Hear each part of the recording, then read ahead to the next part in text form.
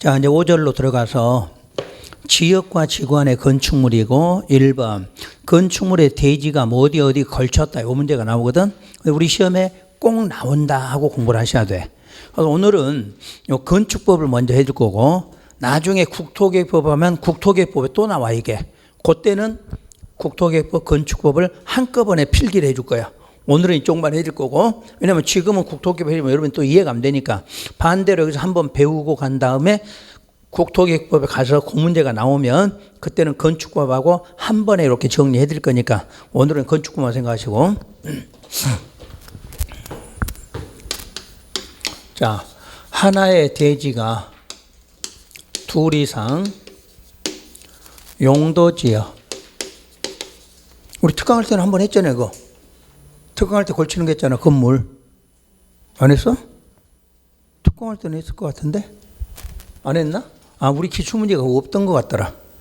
자, 여러분 기출문제 내가 욕 안 해야지 그랬지. 마이크만 끄면 욕할 게 엄청 많아. 세상에 어떻게 응? 기출문제도 그것밖에 안 되냐?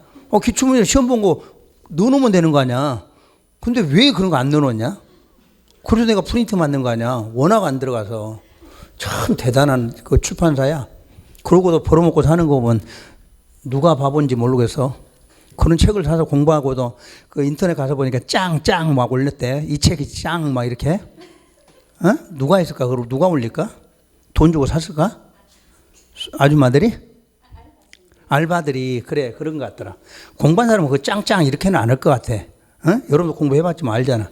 참 기출문제까지나 이런 거 처음 봤어. 기출문제도. 자, 둘 이상 용도지역 등에 걸치는 경우 적용 기준. 그러니까 상식으로 하나의 땅이 용도가 하나에만 지정되어 있으면 그 용도지역 적용하면 되는 건데 하나가 대지가 한쪽에는 주거지역이 조금 걸렸고 한쪽에 상업이 조금 걸렸어. 그러면 이걸 어디로 적용할 거냐 그 문제야 이게. 그래서 여러분 시험에 이게 꼭꼭 나와. 한 문제로 나오진 않아. 지문상에 나와. 지문상에 이게 한 개가. 그러니까 통째로 나오면 이게 또 맞추는데 지문만 하나 딸랑 나오니까 이게 어디서 나온지도 구분이 안 되는 거야. 그래서 걸치는 문제가 나오면 요 걸쳤다는 이 지문을 이해해봐요. 걸치는 게 두 가지가 걸쳐. 대지가 걸치는 경우도 있고 건축물이. 그러니까 실제로 걸치는 건 대지가 걸치는 것도 있고 대지는 안 걸쳤는데 뭐가 건물이 걸칠 수도 있는 거 아니야. 그래서 실제는 걸치는 것은 대지뿐만이 아니라 뭐도 있다? 건축물도 있다. 이렇게 공부하고 필기 나중에 하세요. 필기 나중에. 원칙은 대지야. 대지가 걸치는 경우예요. 그리고 예외는 건축물이 걸치는 경우 이렇게 나와. 그런데 문제가 시험장 가면 원칙 예외 이런 말이 없어. 여러분이 이걸 판단해야 돼. 이게 대지가 걸친 건지 건축물이 걸친 여러분이 판단해야 돼. 근데 판단하는 방법은 요 건축물이에요. 방화지구가 나와. 방화지구에 걸쳤다 이 문장이 나오면 건축물 문제야. 그럼 방화지구가 없으면 전부 대지 문제야. 간단해. 근데 이걸 개념을 이해를 못하면 안 돼. 뭐가 지문에 가서 걸쳤다고 시험 문제 나왔는데 그 안에가 방화지구라는 이름이 있다는 이야기야. 뭐가 걸쳤다? 건축물이 걸쳤다. 그럼 저 지구 이름이 없어. 그러면 전부 대지 문제다. 이렇게 해석하라는 이야기야. 그럼 건축물 문제 할게요. 자, 건축물이 어디에 걸쳤어? 방화에 걸쳤어. 그러면 건축물, 대지 전부가 방화지구를 적용한다. 이렇게 이제 출제가 되면 여러분 이걸 찾아내야 돼. 이건 틀린 거야. 방화지구에는 건물이 걸치면 어디에만? 건축물 전부에만 방화지구를 적용한다 그 말이야. 이게 뭐냐면 아까 여러분들이 방화지구 안에 건축물은 무슨 구조다? 그래 내부화 구조 배웠잖아. 불에 안 타게 하는 구조로 바꿔야 되는 행위 제한을 적용한다 이 말이거든. 그런데 땅바닥에는 불이 나왔나? 그렇지 안 나니까 적용할 필요 없다 그 말이야. 그런데 나중에 국토계획법에 가면 고도지구가 나와. 고도지구. 국토계획법은 그 지구가 두 개 나와. 고도와 방화지구에 걸치면 이렇게 하나가 더 있는 거야. 그때 고도지구는 건물, 대지 모두가 고도지구 이렇게 나와. 그러니까 그때 그 지문을 헷갈리면 안 돼. 근데 여기는 단순히 방화밖에 없으니까 방화만 생각하면 돼. 그래서 방화지구에 건물이 걸쳤다. 그러면 방화지구의 해미대안이 뭐다? 내화구조다. 그러니까 땅바닥에는 적용할 필요가 없고 요걸 찾아야 돼. 그러니까 항상 방화 나오면 건축물만 방화지구를 적용하는 거지. 건축물 대지가 들어가면 안 된다. 그 뜻이거든. 그 다음에 이제 방화지구에서는 예외가 뭐냐면 예외가 경계가 방화벽으로 구획됐다 이렇게 나와. 그러니까 경계 부분이 무슨 벽? 방화벽. 그러니까 방화벽은 말 그대로 불 막는 벽이 설치된 거야. 그럴 때 구획되면 각각 적용한다 이렇게 말해. 그림은 좀 이따 할 거예요. 이제 그림은. 그러면 요게 이제 건축물 문제다. 그러면 대지에 걸치면 건축물 대지 전부는 그 대지의 과반에 속하는 지역을 적용한다. 그러니까 여기는 뭐만 찾으면 돼? 과반이라는 숫자를 찾으면 돼. 그럼 무조건 시험장에 지문 숫자가 나올 거 아니야. 그럼 그 중에 어느 쪽? 과반이 되는 쪽으로 적용한다. 이렇게 나와. 그러니까 답이 하나야. 문제를 잘 봐. 건축물 대지 전부에 대해서 어디에 대해서? 그 대지야. 건축물이 아니라 그 대지의 어느 쪽? 과반을 적용한다. 이렇게 나와. 그런데 이 대지에서 단 녹지 지역에 걸치는 경우 이렇게 나오면 녹지 지역은 각각 적용 이렇게 나와. 그럼 녹지가 개발 지역이에요? 보전 지역이에요? 보전이야. 그러니까 만약에 녹지가 개발 쪽하고 보전 쪽하고 걸치게 된 거지. 그런데 개발 쪽이 과반이 넘어가면 녹지도 다 같이 개발될 거 아니야. 그런 거를 막기 위해서 녹지 걸치면 면적 따지지 않고 무조건 각각 적용한다 이렇게 나와. 그런데 녹지 지역에 있는 건축물이 방화지구에 걸치면 그대로 무슨 지구 적용하냐면 방화지구를 적용한다 이렇게 나와. 그러니까 무조건 건물이 어디에 걸치면 방화지구 걸치면 면적 이런 거 아예 무시하고 무조건 다 어디로? 방화지구로 이렇게 나와. 자, 그럼 그림 한번 해볼게요. 이게 하나의 대지인데 300이야. 300인데 한쪽이 160, 한쪽이 140 부분이 서로 걸치게 된 거야. 300짜리가. 걸쳤는데 160쪽은 주거지역이야. 140쪽은 상업지역이야. 이렇게 걸쳤고 건축물이 건축이 됐어. 그럼 여기 1번이야. 그럼 1번에 대해서 건축물 대지 전부에 대한 행위제한은 대지의 어느 쪽으로? 대지의 과반 쪽으로 이 말이지. 그럼 현재 대지의 과반이 어딘데? 주거지역이겠지. 그래서 건물이든 땅이든 모두 무슨 지역? 주거지역 적용한다. 이렇게 되는 거야. 1번 문제가. 그런데 요 상업지역인데 여기가 방화지구가 지정돼 있어. 상업지역인데 방화지구가 요 2번이야. 그럼 2번 건축물 대지 전부는 방화지구 적용한다. 이러면 맞아 틀려? 요때는 틀려 이렇게 찾아야 돼. 뭐가? 이거는 아니다 그 말이야. 되시나 이렇게? 그러니까 조금 이따 이 그림까지 꼭 그려놔야 돼. 요거 적고 이 그림을 놓고 이해를 하셔야 돼. 그냥 1번 용도 지역끼리만 비교를 했을 때는 건물이든 땅이든 전부가 그 어느 쪽으로? 대지의 과반이야. 대지, 건물의 과반이 아니라 대지의 과반 이렇게 된 거지. 그런데 상업지역은 대부분 방화지구가 지정이 돼. 그래서 방화지구 지정되면 다 무시해. 면적 이런 거 무시하고 그 건물 전부는 어디로? 방화지구야. 그러면 대지는 이렇게 물을 거 아니야. 대지는 그대로 과반 쪽이야. 이거는 시험에서 안 물어봐. 여러분들 무조건 방화지구 걸치면 뭐만 건축물 이것만 대답하면 돼. 땅은 어떻게 이렇게는 안 물어봐. 시험에서는. 그러니까 왜냐하면 땅이라는 거 용도지역을 주질 않기 때문에 지문상에서는 그림에는 우리가 주고 있지만 실제 지문에는 안 나와. 그러니까 그때는 무조건 뭐만 물어봐. 건축물 전부만 무슨 지구로 방화지구로 이렇게 나온다는 얘기지. 그 다음에 이제 3번. 여기 3번이야. 이게 방화벽이 만들어졌어. 방화벽이.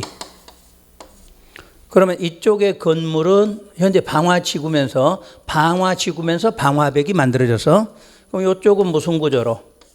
내화 구조 하면 되겠지?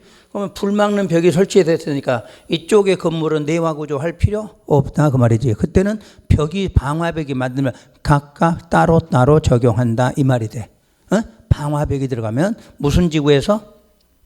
자, 3번. 방화지구인데 무슨 벽이? 방화벽이 설치가 됐다 그 말이지. 그럴 때는 어떻게 한다? 각각 적용한다. 이렇게 하라는 얘기지. 자, 그럼 마지막으로 똑같은 대지가 300이 있어. 똑같이 해봐. 이쪽 160, 여기 140, 여기 주거지역, 여기 녹지지역이야.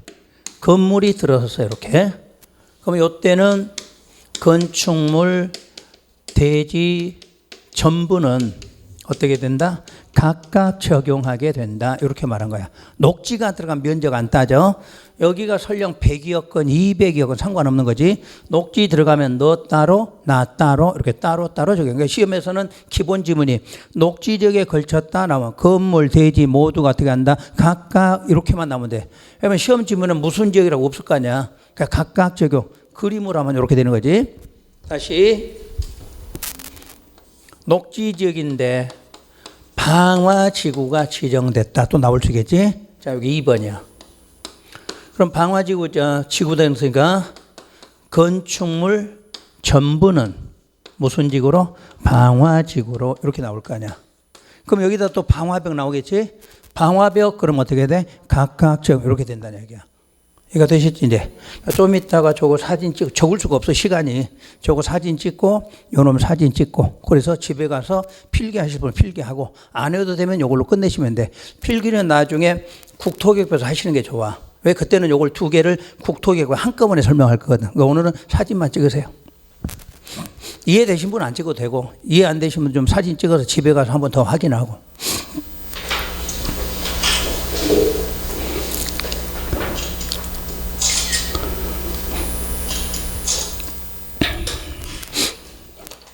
그래서 요 놈이 기본이 되면 국토교육 볼 때 훨씬 편하겠지. 기본은 이론 이해가 되니까. 요거 좀 해두시고. 그럼 여러분 책을 한번 읽어볼게요, 이제. 1번. 둘 이상 지역에 걸쳐서 원칙이야. 원칙하고 어디에가 굵은 글씨가 나와? 대지 써졌잖아. 대지. 그럼 2번에 방화지구 나오면 원칙 뭐가? 건축물이 이렇게 써있지? 그게 답이야. 그러니까 방화지구는 항상 뭐에 관한 거? 건축물에 관한 내용이고 그게 이해되면 그놈이 아니었을 때는 뭐다? 대지다. 이렇게 해석하라는 이야기지. 자, 그러면 대지는 지역, 지구, 녹지, 방화 제외하고 구역 등에 걸치게 되면 건축물 및 대지 전부, 건축물, 대지 전부는 어디에 과반? 어디에 과반이야? 그 대지의 과반이야. 건축물 과반이 아니야. 항상 어디? 대지의 과반에 속하는 지역으로 적용한다. 이렇게 나와. 그리고 2번은 예외인데 우리 이제 조례에 따른 거니까 볼 필요 없어. 그리고 2번 방화지구 걸치면 방화지구에 걸쳤다는 건 뭐다? 건축물에 관한 문제라는 얘기지. 원칙 하나의 무엇이? 건축물이 방화지구의 그 밖의 지역에 걸치면 그 전부에 대해서 방화지구 안에 뭔만? 건축물에 관한 규정만 적용하잖아. 거기는 대지란 말이 들어가면 안 된다 그 말이겠지. 두 번째 예외. 방화지구와 그 밖의 구역의 경계가 뭐로 구획돼? 방화벽으로 구획되면 건축물 대지에 관해서는 이 법, 각 끝에 각각 적용한다 이렇게 나오지. 그래서 한번 녹지에 걸치면 대지 건축물. 그래서 원칙은 대지가 나오지. 녹지 나오면 대지가 녹지 지역에 걸치면 그 다음 줄 건축물 및 대지에 관한 이 법의 규정을 적용한다. 첫 줄 끝에 각자 걸치면 어떻게 돼? 각각 건축물 대지에 관한 이 법의 규정을 적용해. 예외 녹지 지역 안의 건축물이 무슨 지구에 걸치면 방화지구에 걸쳐도 방화지구 규정을 적용한다. 안 적어도 이거 이해되면 굳이 필기하실 필요 없다는 얘기야. 그래서 필기는 국토계획법에다 필기를 해야 돼. 왜냐면 국토계획법은 이보다 더 내용이 더 많거든. 그때 내가 건축법이랑 같이 적어줄 거거든. 그때도 건축물 따로 있고 대지가 따로 있고 필기는 거기다 해야 더 정확해. 그래야 여러분들이 어디서 시험 문제가 나와도 맞추지. 따로따로 해놓으면 어차피 안 되니까. 그래서 이제 오늘 기본적으로 했고 요거 하고 나서 건축법, 국토계획법 하면 아주 쉬워. 그랬지. 기본은 같기 때문에. 그 다음에 건축물과 면적 및 높이의 제한이 나와서 면적과 높이의 문제. 요거는 여러분이 그동안에 계속 써왔던 용어들이 여기 나온 거지. 자, 1번. 면적 산정 방법에서 1번 대지 면적. 대지 면적의 원칙은 대지의 무슨 면적이다? 수평 투영 면적이야. 수평 투영 면적. 그럼 수평 투영이라는 걸 요걸로 한번 예를 들어봐요. 자, 대지가 만약에 이렇게 평평하지 않고 이렇게 곡선인 경우도 있겠지. 그럼 이거를 계산할 때 이렇게 계산하는 게 아니라 이렇게 기준해서 요 면적, 요게 무슨 면적? 수평 투영이란 이야기야. 그지? 곡선으로 보는 게 아니라 여기하고 여기를 위에 가서 봤더니 일직선으로 보일 거 아니야. 그런 면적을 무슨 면적? 수평 투영이지. 그러니까 항상 우리가 땅바닥에서 보면 이제 곡선이 보일 건데 위에서 보면 곡선이 보여 안 보여? 안 보이지. 이게 수평 투영이야. 자, 이걸 해봐. 이게 대지야. 근데 여러분이 이렇게 보면 이렇게 봐야 보이는 거지. 현재 여러분 눈에 이렇게 보였어. 근데 이렇게 눕혀져 있을 거 아니야. 위에 가서 보니까 이렇게 보이지. 그게 무슨 면적? 그게 수평 투영 면적이야. 아셨지? 눈으로 투시해서 보는 면적 그 말이야. 곡선이 있거나 뭐 꺾여진 부분은 계산돼 안 되고 그냥 일직선 개념으로 본다 이런 개념이야. 그러면 이제 문제는 연치가 안 날 거니까 예외. 우리 배운 대로 소연업이 미달도로 건축선하고 도로 모퉁이 건축선 가각 전제는 건축선과 도로 사이의 대지 면적을 포함하지 않았다. 기억나? 그리고 거기서 내기도 하고 여기서 내기도 할 거 아니야. 대지 면적에다. 그리고 디귿 대지 안에 도시계획 시설인 도로 공원 등이 있으면 그 시설에 포함되는 대지 면적은 포함하지 않는다 그랬지. 그러니까 대지가 지금 도로가 지나가. 그럼 그 부분은 빼고 하라 그 말이잖아. 쉬운 말로 하면. 그리고 이제 이 오른쪽에 가면 건축 면적이 나와. 이 건축 면적하고 3번의 바닥 면적, 연면적, 요게 대표적인 면적에서는 시험 문제야. 여러분 시험 문제가. 그래서 건축 면적은 원칙 건축물의 무슨 벽,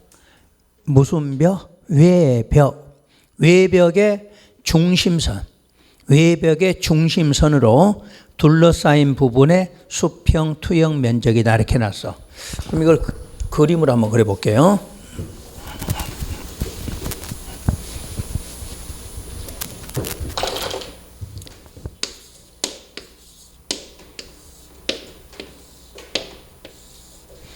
요게 건축물이다. 맞아요? 뭐가 있어? 지붕 있잖아. 자, 그럼 요게 이제 외벽이야. 그럼 외벽이 10cm야. 외벽이 10cm야. 그럼 얼마? 중간에 5cm가 있겠지. 중심선이니까. 요게 10cm라면 중간이 있겠지. 여기서 여기까지가 아까처럼 위에서 보면 네모나게 보이겠지. 이렇게. 뭐 이제 곡선이면 곡선 형태의 그 중간이 있을 거 아니야. 그것이 무슨 면적이다? 건축 면적이다. 그 말이야. 어디와 어디? 외벽. 외벽이 있으면 외벽과 외벽과의 사이에 무슨 면적? 수평 투영 면적. 중간에 수평 투영이에요. 근데 괄호 속에 외벽이 없는 경우는 외곽 부분에 뭐로 한다? 기둥 중심선으로 해. 괄호 속에 찾았나요? 괄호 속에. 원래는 무슨 벽의 중심선? 외벽의 중심선이잖아. 근데 외벽이 없으면 외가 기둥의 중심선이다. 같은 말이야. 그런데 벽이 없으면, 여기 지금 벽이라고 그랬지. 외벽이야. 그럼 외벽이 없으면 외곽에 있는 뭐로 봐라? 기둥으로 봐라 그 말이네. 그럼 여러분이 건축물 배운 적 있지? 건축물은 뭐 아니면 뭐가? 지붕이 있으면 기둥 아니면 벽이라고 그랬잖아. 기둥 아니면 그거 이거야. 벽하고 기둥이 나와. 근데 왜 기둥 먼저 벽이 나왔느냐? 여러분 기둥이 더 힘이 있어? 벽이 더 힘이 있어? 그렇지. 벽이 더 힘을 받을 거 아니야. 그러니까 기준을 뭘로? 벽으로 먼저 보고 벽이 없으면 할 수 없이 뭐로? 기둥으로 그 말이야. 그 건축물의 개념이지 그게. 자 다시 지붕이 있으면 벽으로 아니면 뭐로? 기둥으로 받쳐놓으면 건축물이잖아. 근데 그 힘을 받는 게 기둥 몇 개 세우는 것보다 벽면으로 해놓은 게 더 힘을 받을 거 아니야. 그래서 첫째는 무슨 벽으로? 외벽의 중심선으로 보되 외벽이라는 게 없으면 뭐로? 기둥 중심으로 봐라 그 말이잖아. 그 대신에 가장 밖에 있는 거지. 외자가 붙었으니까. 여러분 건물 안에 기둥이 하나가 있어? 여러 개 있어? 여러 개 있을 거 아니야. 그럼 여러 개 중에 가장 밖에 기둥이지. 벽도 자 봐봐. 여기도 벽이고 요놈도 벽일 거 아니야. 그럼 여기가 외벽이잖아. 외벽의 무슨 선? 중심선 그 말이지. 그러니까 요거는 별로 안 어려워. 이 건축 면적은 무조건 무슨 벽 아니면 뭐 외벽 아니면 기둥. 외곽에 있는 기둥이잖아. 그거의 무슨 선이다? 중심선이다. 그러면 끝나거든. 그런데 예외가 처마나 자양, 부연 그 밖에 이와 비슷한 것으로 외벽 중심선으로부터 수평거리 1m 이상이 돌출된 부분이 있으면 그 돌출된 끝 부분에서 다음에 따른 수평거리를 후퇴한 선으로 둘러싸인 부분의 수평 투영 면적을 한다고 그래서 우선 미음을 먼저 체크하세요. 그 밖에 건축물 얼마? 1m. 1m로 후퇴한다 이 말이야. 그러면 요즘에 현대식 건물에 이런 게 없어. 현대식 건물은 뭐 지붕이 돌출되고 그런 거 없잖아. 평지붕이니까. 여러분 여기 건물에 옥상에 가면 뭐야? 지붕이잖아 옥상이. 근데 그게 튀어나오고 이런 거 있어 없어? 없지. 한옥을 말한다는 얘기. 한옥 같은 거 생각해봐. 요게 처마야 여기가. 처마인데 지금 요 부분이 처마야. 이렇게 밑으로 내려봐. 그런데 요 외벽 중심선에서 요걸 계산했더니 1m 이상이 뭐 되면 돌출되면 그 말이잖아. 그럼 돌출 안 되면 계산 안 해. 근데 여기에 처마다 했는데 처마가 중심선에서 1m이 돌출이 됐다는 얘기지. 그럼 돌출이 되면 거기서 얼마 후퇴하라? 1m를 후퇴하라 그 말이지. 여기 잘 봐. 여기 봐. 적으려고 하지 말고. 그림은 이해만 하면 돼. 그리지도 마. 그리지도 말고 집에 가면 어차피 모를 거잖아. 그림 보고. 여기서 이해만 하는 얘기야. 자, 외벽 있다. 10cm짜리 외벽이 있다. 그럼 원래는 그 외벽의 중심선으로 한다. 그런데 뭐가? 처마 등이 그 중심선에서 1m 이상이 돌출이 되면 그 돌출된 끝부분에서 일단 1m 후퇴한다. 그럼 여기가 1m에서 2m가 돌출됐어. 얼마? 1m 후퇴하니까 나머지가 얼마야? 1m지. 그럼 그 1m 부분까지 무슨 면적? 건축 면적 된다. 그 말이잖아. 오케이? 다시. 원래는 무슨 벽? 외벽과 외벽의 중심선이란 이야기야.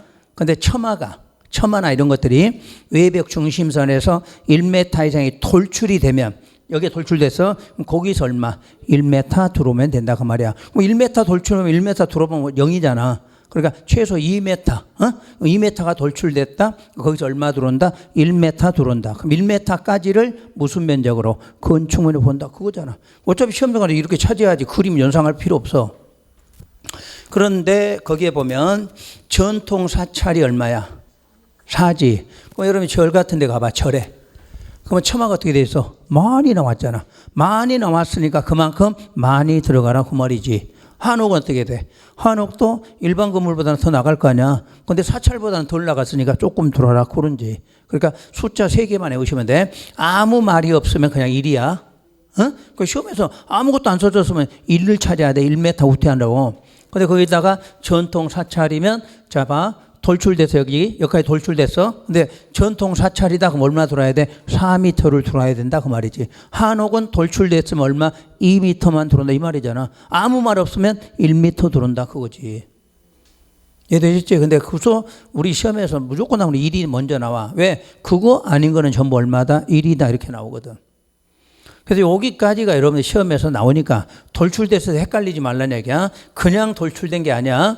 원래는 외벽 중심선인데 뭐가 꼭 첨화가 나올 거야. 첨화. 이런 것들이 외벽 중심선에서 얼마 이상 돌출, 1m 이상 돌출. 그럼 돌출됐을 때 지문에가 아무것도 없어. 그럼 얼마? 1m 후퇴. 만약 전통사찰 나왔으면 4m 후퇴. 한옥이면 2m 후퇴. 이렇게 하면 돼. 나머지는 지문 참고로만 읽고 그렇게 하시면 뭐 시험에서 축사 낼 일은 없을 거지.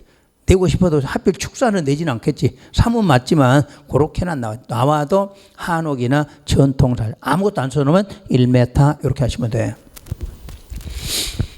그리고 동그라미 3번. 지표면에서 1m 이하에 있는 부분의 경우는 건축 면적에 산입하지 않는다. 이렇게 해서 산입하지 않는 것도 있고. 그리고 이제 3번의 바닥 면적이 실제로 가장 어려워. 바닥 면적이. 바닥 면적의 원칙은 건축물의 각 층이나 또는 일부로서 우선 그거 빼고 무엇과 뭐의 중심선이냐면 벽과 기둥. 다른 건 안 나왔으니까 벽과 기둥의 그 다음에 중심선으로 둘러싸인 부분의 수평 투영 면적이야. 그러면 거기에 이제 각 층하고 각 일부라는 말이 써있지. 자, 각 층이니까 요 건물 생각해봐. 우린 지금 여기가 몇 층이야? 4층이지. 응? 10층 건물 중에 4층이니까 4층에도 바닥 면적이 있겠지. 어디서 어디까지? 좋아. 저기 기둥이지. 저 끝에 가면 벽이지. 그런 거에 쫙 끝에까지 중심선이야. 그럼 이 층의 바닥 면적이 나오지. 일부 그럼 뭐야? 우리 학원. 우리 학원의 바닥 면적 얼마냐? 그러면 4층 중에서 여기도 학원의 바닥 면적이 있고 요 옆에 사무실도 뭐 있어? 바닥 면적 있지. 그럼 여기만 해봐. 저 벽 있지? 기둥 있지? 그러면 요 기둥의 얼마? 중심. 요 벽도 중심이지. 그거를 계산하는 거야. 이렇게. 그게 무슨 면적이다? 바닥 면적이다. 그러니까 바닥 면적은 뭐로 주느냐에 따라 뜻이 달라져. 층으로 그 말은 요 전부를 말하는 거잖아. 근데 층에서 일부 그 말은 누가 쓰고 있는 뭐 401호, 402호, 403 이렇게 나눠질 거 아니야. 그래서 항상 바닥 면적에는 뭐가 있어? 각 층 아니면 일부라는 말이 있다는 이야기야. 그거 주어지고 기준은 뭐과 뭐? 벽과 기둥의 중심선 그러면 돼. 그럼 아까 건축 면적은 어떻게 했어? 벽 아니면 기둥이었잖아요. 근데 이거는 벽과 기둥이 다 있다는 이야기야. 그 차이점이야. 그러니까 건축 면적일 때는 첫째 무슨 벽, 외벽. 없으면 외가 기둥 둘 중에 하나잖아. 근데 바닥 면적은 항상 뭐가 있고 벽도 있고 기둥도 있잖아. 같이 나오잖아. 그것천만 기억해. 어차피 모든 건 벽과 기둥이야. 벽과 기둥. 그런데 건축 면적은 한 개씩이지. 외벽. 없으면 외가 기둥의 중심선이지. 근데 바닥 면적은 무조건 벽과 기둥의 중심선이야. 그 대신에 바닥 면적은 앞에가 뭐 나와? 각 층인지 일부인지 이 말이 나오지. 그러면 4층에 우리 학원에 그러면 여기가 일부 이렇게 나올 거 아니야. 뜻 이해되셨지? 그런데 거기에 괄호 속에 벽과 기둥에 구획이 없는 건축물, 벽과 기둥에 구획이 없어.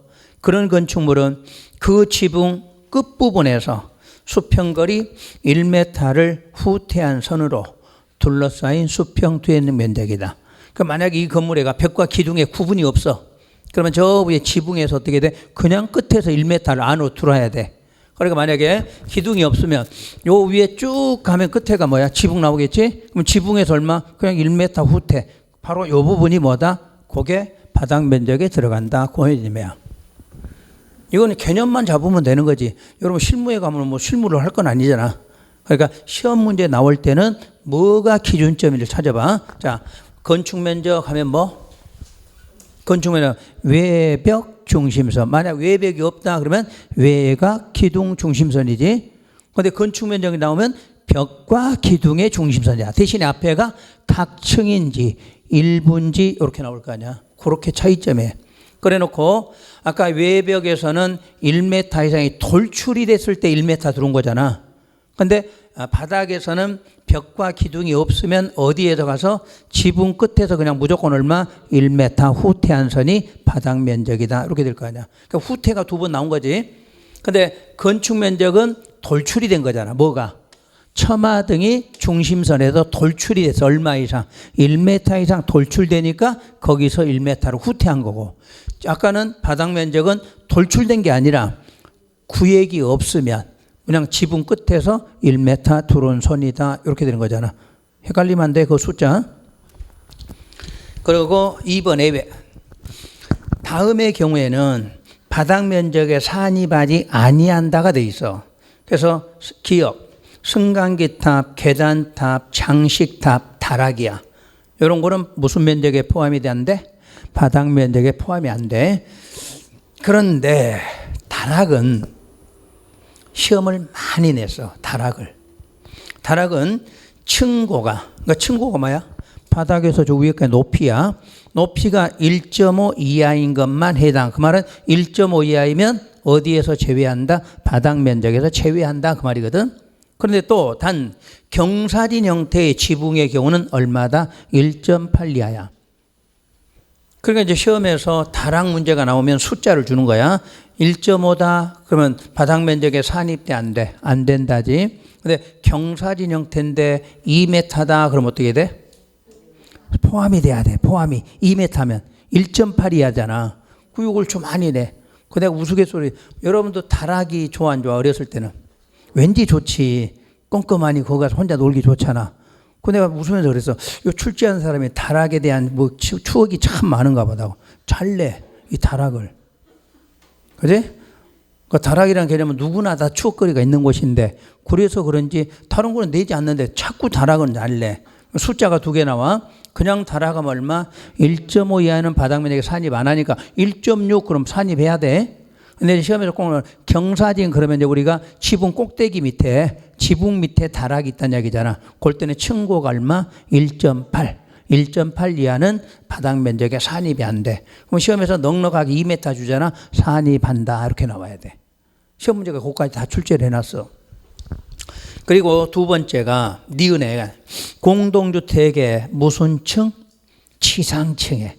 지상층에 설치한 기계실, 전기실, 어린이 놀이터, 조경시설들도 바닥 면적에 산입하지 않아. 그럼 시험에서 지하로 나오면 어떻게 돼? 포함한다 그래야 되겠지? 지상이야, 지상. 그러니까 특히 공동주택의 지상에 이렇게 설치한 것들은 바닥 면적에 산입을 안 한다 이렇게 놨어. 그러니까 특히 많이 나오는 게 이런 정도 개념이야. 그다음에 4번의 연면적도 거의 매년 나오지. 왜냐? 여기서만 써먹는 게 아니라 연면적은 우리가 국토계획법 배울 때도 연면적 이게 나올 거고, 우리 무슨 법 배우다면 건물에 관한 건 무슨 연면적이 어쩌고 연면적 합계가 어쩌고 이렇게 나올 거 아니야. 그러니까 거의 나와. 그래서 연면적이란 하나의 건축물이야. 그럼 하나를 한 동이다 이렇게도 말하지. 하나의 건축물을 한 동이다 이렇게도 말해. 그 한 동의 건물이 있는데 무슨 층? 각 층이지. 각 층의 바닥 면적의 합계라고 돼 있지. 그럼 여기서 각 층은 모든 층이지. 모든 층이야. 그 모든 층을 우리가 배운 대로 구분해 보면 지상도 있고 지하도 있는 거지. 그러니까 연면적 계산할 때 어디도 지상도 지하도 다 포함해. 무슨 면적을? 바닥 면적. 방금 배워서 바닥 면적. 벽과 기둥의 중심선인 바닥 면적은 지하든 지상이든 어디에는 연면적에 다 포함된다는 얘기야. 그래서 우리가 각 층 하면 최소 몇 층? 2층 이상 요 개념이지. 2층 이상이 돼야만 여러분 뭐 할 수 있어? 연면적이라는 용어를 쓸 거 아니야. 1층에서 연면적 이렇게 써? 안 쓰잖아.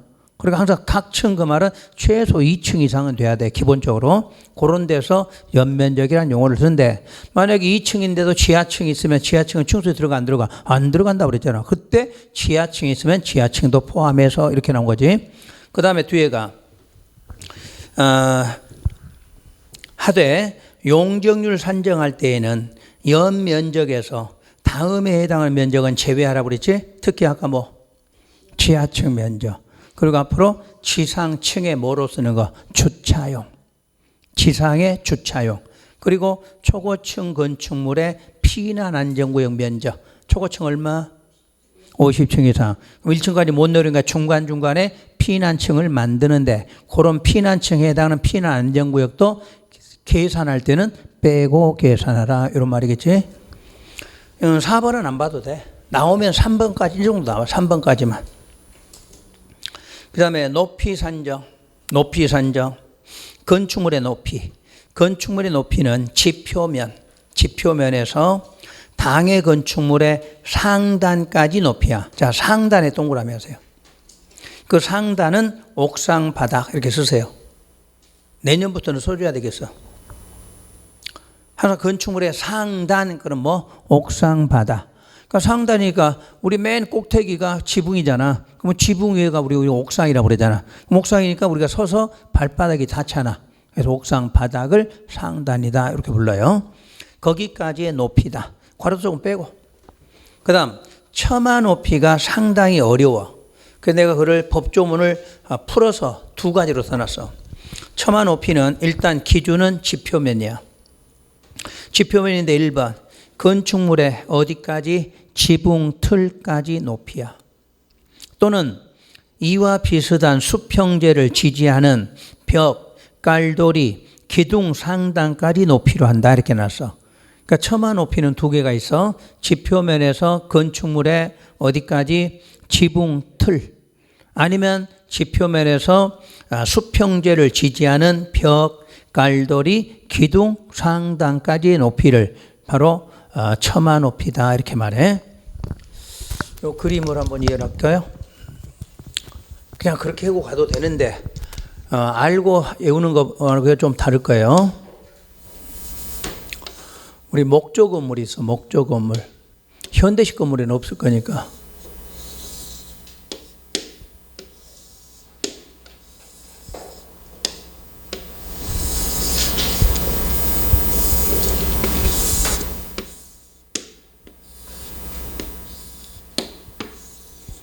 이렇게 하면 이제 목조 건물이야 이게. 그래서 여러분이 어디 가냐면 절 같은 데 가면 이렇게 돼 있어. 찾아보라는 얘기야. 여기 현재 지표면이야. 자, 지표면 여기가 지붕 틀이다 이렇게 할게. 그럼 1번 높이는 여기까지겠지. 지표면에서 어디까지? 지붕 틀까지 높이. 요거는 아무 문제가 없는 거야. 그런데 요게 수평제라 그래. 수평. 가로로는 이게 수평이지. 수평제 그 말은 들보라고 그래. 대들보. 대들보. 여러분 집 짓고 나면 우리 한옥 건물에는 대들보가 굵은 게 있잖아. 그걸 수평제 대들보라고 불러. 그러면 그거를 받친다는 게 지지지. 요걸 지지한다 이렇게 말하지. 지지하는 요게 만약에 벽이었다. 또는 기둥이다 해봐. 그러면 자, 요 지표면에서 여기까지겠지? 벽과 기둥의 어디? 상단. 여기 상단이잖아. 지지하는, 수평제를 지지하는 벽과 기둥이 있을 때 상단. 여기지? 여기까지 높이가 처마 높이야. 여기까지는 알겠지? 기둥이나 지금 벽은 두 가지 나와. 항상 우리는 지붕을 받치는 거 뭐 아니면 뭐야? 벽 아니면 기둥이거든. 그러니까 벽이 있으면 벽의 상단. 기둥이 있으면 기둥의 상단이라는 얘기야. 근데 듣도 보도 못한 소리가 나와 있지, 거기야. 그래. 그래서 이제 두 가지가 있어. 요 지붕하고 들보 사이에 공간이 있어. 이 공간 같은 걸 한옥은 나무를 좀 집어넣어, 공간에. 요게 처마돌이야. 그리고 요 수평제 밑에다 그렇게 받치면 요게 깔돌이야. 그럼 깔돌이면 깔돌이 어디? 상단. 여기 똑같아요. 그러니까 수평제를 받치는 거니까 수평제 요 아래까지가 높이야. 그러니까 뭐 아니면 뭐로 받쳐? 벽과 기둥의 상단. 아니면 뭐 깔돌이의 상단이야. 깔돌이 상단. 이해되신 것 같아? 그러면 이제 여러분들 저 절 같은 데 가서 한번 찾아봐. 대들보 밑에 위에도 이런 공간이 있어. 공간에 받치면 이건 처마돌이고 수평제 밑에다 받쳐놓은 거는 깔돌이 이렇게 말한다는 얘기야. 이해만 하시면 됐지? 그럼 시험장 가면 그대로만 찾으면 돼. 그림 그려놔도 되고 나중에 사진 찍어놔도 되고. 그 다음에 이제 반자 높이. 우리 반자는 천장을 말해. 천장. 자, 여러분 이거 한번 해봐. 천장하고 천정하고 같아 달라? 다른 말이야. 잘못 쓰면 안 돼. 천장이야, 장. 천장이 맞. 천정은 아니요. 요거 설명하려면 너무 까다로워. 일단 내용은 틀려. 반자 그럼 뭐라고? 천장이야, 천장. 근데 어떤 책에는 천정 써놨어. 그것도 아주 이쁘게 요게 맞다 이렇게 써놨어. 막 욕이 막 절로 나오려고 그래. 차라리 모르면 아무것도 안 써놓으면 되지. 거기다 왜 천정 해놓고 지가 맞다고 딱 써놨어. 그래서 내가 원래 안 쓰다가 써놓은 거야. 여러분한테 헷갈릴까 봐서. 천장이라고 그래. 반자 그러면 어디? 천장. 그럼 천장은 방의 바닥면에서 천장까지 높이야. 자 여러분 봐. 거기 방바닥이 뭐야? 여러분 발바닥 닿는 면. 그게 방바닥이야. 이게 방이야. 이게 방. 이게 방바닥이야. 그럼 어디까지? 여기까지야. 여기까지 높이를 반자 높이라고 그래. 반자 높이. 그럼 반자 높이는 같아. 서로 건물마다 같아 달라. 다 달라. 요 사이는 다르다는 얘기야. 그래서 방바닥 하면 여러분 발바닥 닿는 면이야. 거기서 천장까지 높이. 그리고 층고. 층고는 방의 바닥 구조체 윗면으로부터 위층 바닥 구조체 윗면까지 높이로 한다. 이렇게 돼 있어. 엄청 까다로워. 그냥 바닥면에서 방바닥에서 위층 바닥면 이러면 될 건데 구조체라는 말을 썼잖아. 그러면 일단 봐. 여러분 여기 평평해. 요거는 구조물 아니야. 요거 들고 옮기는 거 구조물이 아니야. 요게 완벽하게 이 땅에 붙어 있다면 요것도 구조체가 돼. 없으면 그냥 평평하잖아. 그럼 평평한 바닥에서 위층에 가면 또 평평한 바닥 나와. 나오지. 그걸 말해. 그러니까 밑에가 뭐라고 나와 있어? 방의 바닥 구조체 윗면. 그럼 구조체가 없으면 발바닥 면이야. 그러면 거기에서 위에 가면 또 발바닥 닿는 면이 있을 거 아니야. 거기까지를 뭐라고 한다? 층고라고 해. 그런데 바닥 구조체가 왜 나오게 됐느냐? 자, 아파트 가봐. 아파트 현관문 열고 들어갔어. 그러면 신발 벗고 올라갈 때 약간의 공간이 있지. 그건 구조체야. 완벽하게 붙어있어. 그때는 높아진 부분에서 위층에 가면 또 그런 바닥 나오겠지. 그까지를 말한다. 그 뜻이야. 그래서 구조체라는 말이 있어. 그냥 평평했으면 그런 말이 없을 건데 요즘 평평한 것도 있지만 아까처럼 아파트 같은 데 가면 신발 벗는데 우리 거실하고 일자로 돼 있지는 않잖아. 그럴 때 올라가면 바닥 구조체가 되겠지. 거기서 또 위층에 가면 그런 구조체 윗면이 있을 거다. 거기까지를 층고라고 한다. 자, 그럼 이해 봐. 여러분 발바닥 닿는 면에서 여기 천장까지는 뭐라고? 반자. 위층에 가서 발바닥 닿는 면은 층고. 이렇게 말하면 되겠지. 그 다음에 이제 다음 장에 층수. 하여튼 층수는 여러분 시험에 무조건 나온다고 생각하고 공부하셔야 돼. 자, 1번. 건축물 층수에 산입되지 않는 경우란 승강기탑이나 계단탑, 망루, 장식탑, 옥탑, 기타 이와 유사한 구조물의 어디 부분? 옥상 부분이야. 그럼 옥상 부분은 수평 투영 면적 합계가 건축물 8분의 1 이하인 것과 지하층은 건축물 층수에 산입하지 않는다고 그랬지. 그럼 결론. 무조건 층수에서 지하층은 뺀다고 그랬지. 그건 지상층을 층수로 보는데 지상층 중에 어디 부분은 옥상. 그러니까 지상층은 전부 층수에 들어가는데 어디만큼은 옥상은 층수로 볼 거냐 안 볼 거냐 그 말이겠지. 그래서 옥상에 뭐가 만들어졌는데 건축 면적 8분의 1 이하인 것은 층수로 안 본다고 그래서 그럼 8분의 1을 초과하면 층수로 본다는 거지. 그게 옥상이야. 그러니까 옥상이 층에 들어가느냐 안 들어가느냐는 그 옥상 위에 건물이 뭐가 있는데 구조물이 건축 면적 얼마? 8분의 1 이하에 해당하면 층수로 안 보고 8분의 1 넘어가면 층수로 본다. 그럼 여러분 건축주는 8분의 1 넘게 할까? 이하로 할까? 이하로 해야 되겠지? 그래 세금 덜 물지. 그래서 그 기준점이야. 8분의 1 초과하면 층수로 보니까 거기까지 과세가 될 거 아니야. 근데 8분의 1은 층수에 안 들어가니까 과세 개념에서 빠진다. 그러니까 여러분 상식 여러분 입장으로 보란 이야기야. 층수로 들어가는 게 좋아 안 들어가는 거? 안 들어가. 들어갈 것 같으면 아예 크게 지어란 이야기야. 크게. 그럼 크게 안 짓고 층수로 안 하려면 8분의 1 이하로 만들면 층수로 안 볼 테니까 그 말이겠지. 그럼 결론 층수에는 무조건 어디는 제외하고 무조건 어디는 제외. 지하층은 무조건 제외하고 그러면 이제 지상층에 있는 게 층수인데 지상층 중에 있는 것 중에 뭐 하나 빼고 옥상 부분에서 8분의 1 이하면 빼고 그 말이지. 그다음에 2번하고 3번은 무조건 묶어놓고 별표해놔. 층의 구분이 명확하지 않다. 어디라고 그랬어? 어? 층의 구분이 명확치 않다. 어디 건물? 성당 안 했어? 성당. 내가 교회 안 하고 큰 교회 그런 말 했잖아.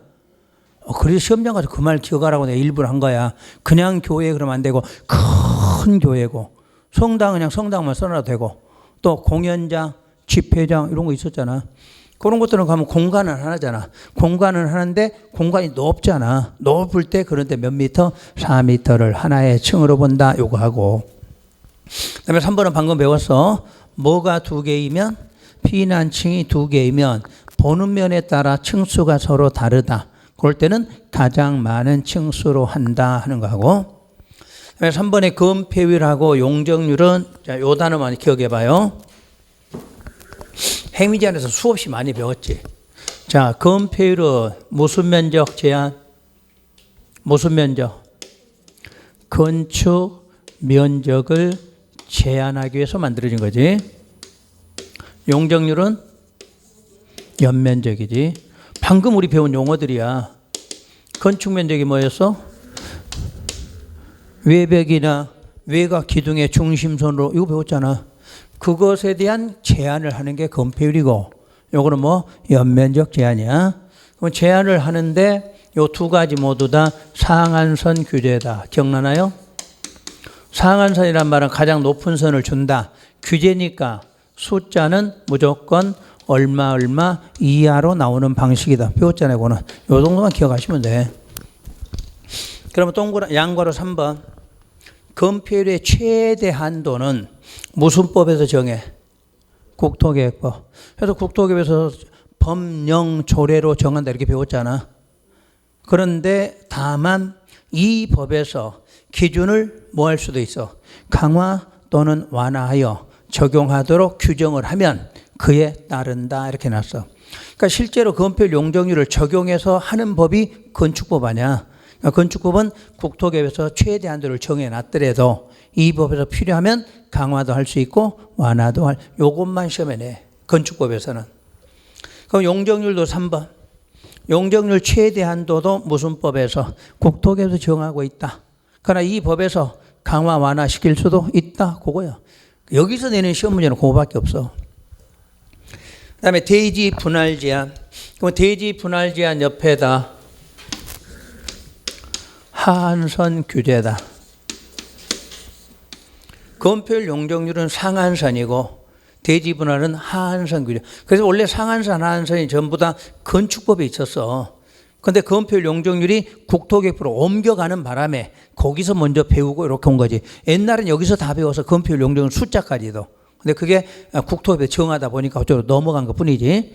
그럼 이제 상한은 얼마 이하니까 하한선 어떻게 돼? 얼마 이상으로 이렇게 나와. 그러니까 대지 분할은 얼마 이상으로 분할을 하라 그 말이지. 기억하시죠? 오는.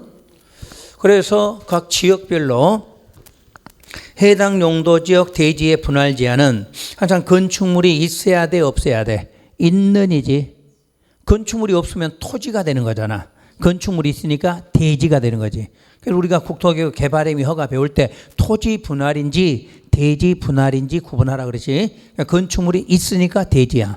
그래서 그 대지에서 다음에 해당 용도지역 규모 범위 안에서 지자체 조례가 정하는 면적에 미달되게 분할할 수 없어. 미달되게. 그럼 항상 그 이상으로 분할하라 그 말이겠지. 주거지역 얼마? 60 이상으로 그래야 돼. 그 다음에 상업은 150, 공업도 150, 위 용도지역에 해당하지 않으면 60이야. 그러면 시험에서 계획관리지역 얼마야? 계획관리지역 60 나와야지. 주상공록 없으면 60이라고 그랬잖아. 또 그것도 위 용도에 해당하지 않는 지역 요걸 또 몰라. 우리는 항상 용도는 토관농자, 도시는 주상공록만 법이 써졌잖아.